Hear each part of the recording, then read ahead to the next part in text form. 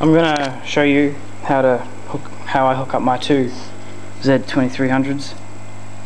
I've removed all the cables except for the remotes out the back. Fuck off. So you don't get confused with which one's which.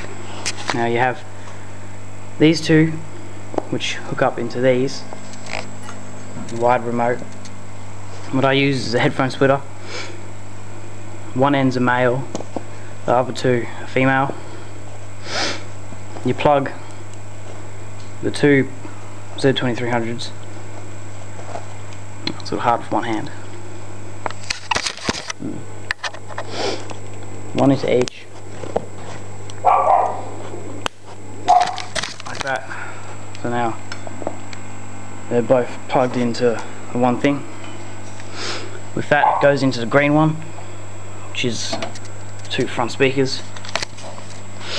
That's pretty much all I do.